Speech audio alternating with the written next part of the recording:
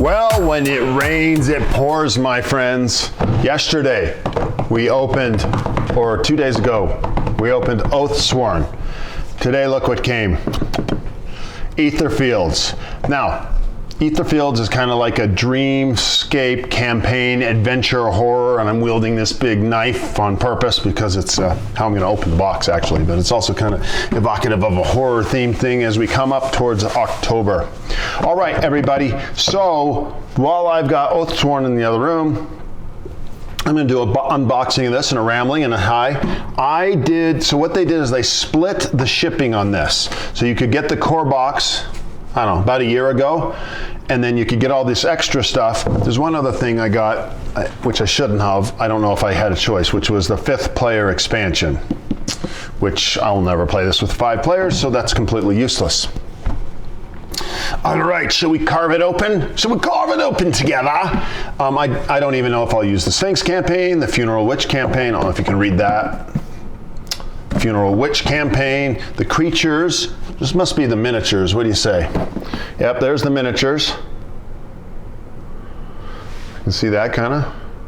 Maybe we'll open that. And then the stretch goals, which also includes the Harpy, and She-Wolf campaigns. And so there's some miniatures in there too. Boy, those look awesome. So, okay, all right. Meanwhile, we had some friends come over to play, and on Sunday, and we went to play Oathsworn. So today's Tuesday, so it's been a day since I've filmed that. I filmed that on Sunday, and Oathsworn was too complicated. We spent 3 hours getting a lot of the stuff ready, and we weren't ready to play it. So we ended up pulling out Massive Darkness 2. Surprise! You know how much I love that game. And we started the Heavenfall campaign, which I've never done yet. We've always wanted to do it. And so I've got some stuff to report on that eventually too. Oh my God, look how heavy this is. Now, this is my solution here, by the way. I will never not get split shipping again if anyone offers it. I will always get split shipping because I would have loved to have had this a year ago. And by that time, this stuff will all come in and I'll either be ready to play it or wish I had never ordered it. So that's a great cover. I've always liked that cover. My wife kind of loves horror themed stuff. I think you guys know that from some of the things that we've backed. And here we go. You can hear them scream as I cut this open. The dreams are coming loose. It's like Pandora's box. It's opening. All right. I do think also this has an updated rule book or something in it, and kind of like a little streamlined, because you know how Awakened Realms gets. Oh, you know what else I should be getting from Awakened Realms soon? It won't be long, but I bet you within a month or two we have a ISS Vanguard. That's 3 huge campaigns. Not to mention I'm still having fun with Massive Darkness. Oh, and Darkest Dungeon from Mythic Games is mythically out there. I say that tongue-in-cheek, but I do know that company is having problems, and I'll be pleasantly surprised if I get Darkest Dungeon. I have Monster Apocalypse. I have Hell. Oh, I really want Hell. I think that looks like such a great game.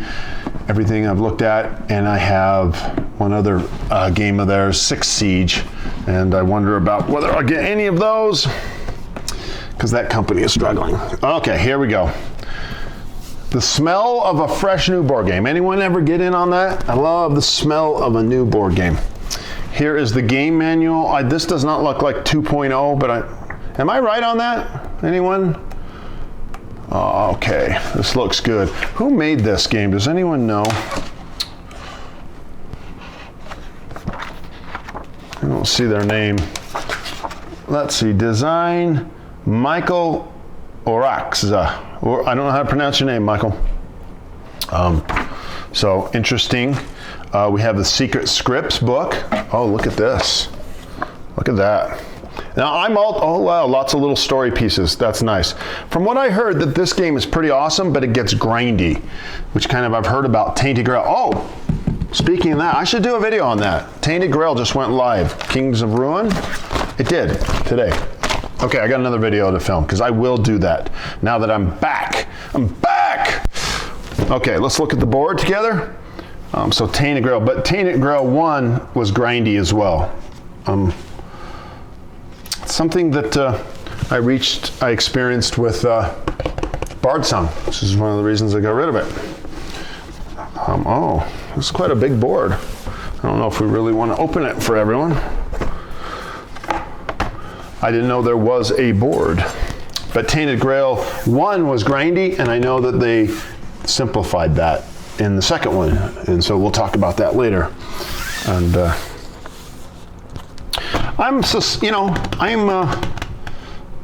I love, it's a fun game is Gloomhaven, which Frosthaven's coming too, by the way, soon.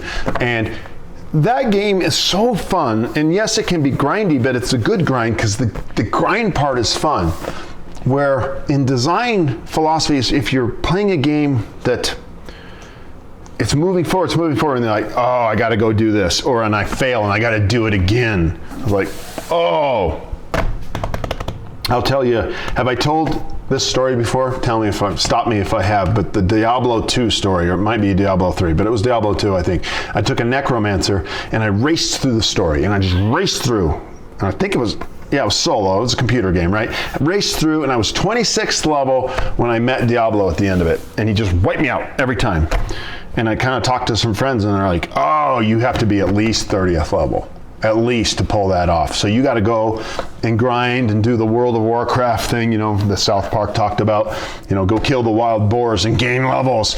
And I never did. I wandered killing things for a while, and I was like, oh, the grind. Not a fan of the grind, right? Not a fan of the grind. Okay, what do we got here? I see something that says hate, pain,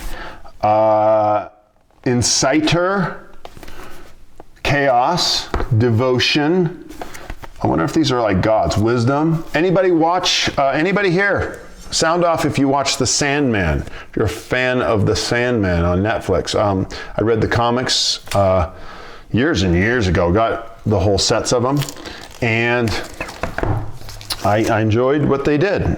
They made some changes I thought that didn't need to be made. They also made some changes that were really good for TV. And you know what we should do that? We should do a Sandman, Rings of Power, and House of the Dragon show. See what people think about those. So these are, I don't know what they are. There's Fear, Dark, False. These are pretty cool. Free Spirit. I want to play the Free Spirit or the Gambler. The Gambler and the Free Spirit. These look like characters. I think those are character boards maybe. And who do we got here? The Specialist, Tough Guy. That's me. Which one? Am I the Tough Guy or the Specialist? What do you guys say? And here we have Free Spirit again, and the Gambler again, and the Specialist and the Tough Guy. Must be maybe up-leveled or something. I'm guessing. I know nothing about this game other than its very basics. So we're discovering it together. And more tokens. Okay, Jason. Okay. And then we have stuff. Look at this. We have little envelopes, dream envelopes, looks like. We have miniatures underneath here. Tons and tons of cards. Awakened Realms loves their cards. Here's some miniatures. I know that when you watch those on camera, they don't always look good. This looks like a great, look at that, stag. Oh man, that's an awesome miniature. I don't know if you guys can see that. And then some others, more cards. Cards, tokens. Oh, you know what else I had come in, which was Nemesis Lockdown. I definitely have to get that played because Nemesis is one of my favorite games. It's not a bad thing to have one or two games that you like. The Ark Nova, the Great Wall, the Massive Darkness. I'm happy. I'm happy that I found a good group of games. I'm going to close this up, and we'll open a few other things together while we're chatting. It's the end of September here in Utah, and I still spend a lot of time outside, but the heat's gone, and I'm starting to dread the coming winter. So let's see, creatures. So this is a box of miniatures. Got your handy knife out. Let's take a look at these. Off you go. Oh, let's see what we got. Now, I remember a criticism of these is that you get these dream creatures so rarely, right? That the miniatures are so awesome, but you get them so rarely in the story that it can be kind of disappointing. Like this guy might only come through once or twice. I think I heard Tom Vassell talk about that. Wow, these are awesome looking miniatures. I don't know if you can really see them. I could just show them to you, but I'm not going to. Do you know why? Because they might not show up on that video. I should probably do a dedicated video with get my lighting all set up so you guys can see them. Okay, there goes the creatures. What do we got here? Stretch goals, more, and then these two campaigns, which I won't open. Okay, everybody, that's it. Etherfields. Anybody play it? Anybody interested? Anybody got any thoughts? You are welcome to share them with me. I enjoy doing these videos. I'm happy to be back. The best part of this, I've said this before, is meeting new people and sharing the love that we have with this hobby. You know, this channel, I've seen some people out there, and I can say it's got to be fun to be able to make a living in this hobby on YouTube. But I don't think that that's where I'm headed with this. I look at, you know, I've been watching, I'm sure everyone knows who I'm talking about with Board Game Co., Alex Radcliffe, and he just has to play so many games. And for a while there, at the beginning of the year, I thought that's what I'm going to do. I'm just going to be the guy who plays so many games. But like how do you actually relate to people that way? Because very few players, right? He does that because of his channel, right? And I thought I was going to do that. And then I got caught in that, you know, loop of Ark Nova, and I just wanted to play Ark Nova, and I wanted to play Massive Darkness, and we just played Massive Darkness, and I'm like, where's the channel? Where's all these games I've got around me? I've got so many reviews and games to play, and I did that fun video of all the 50 games I was going to play this year, and that's fun to do. You know, it's all fun to learn these new games, but you know what it's about? It's about finding a game you really like, and man, if you do, woman, if you do, play it. I mean, forget all the others. And you know, this hobby does lend itself to getting excited. I saw this box of Etherfield stuff, and I'm excited. I'm excited to play it. I'm excited for Oathsworn. But you know, in the end of the day, it's got to capture your imagination, capture your heart. It got to be something you're laughing and playing with your buddies and your family, your friends, and it's got to be something that just adds something to your life. And so more games is not necessarily the answer. Now, you're going to say, Jason, you don't actually follow what you preach, because you're going to watch all these games I've ordered through Kickstarter come in. So there is a piece of it that I like getting new games and I like learning them.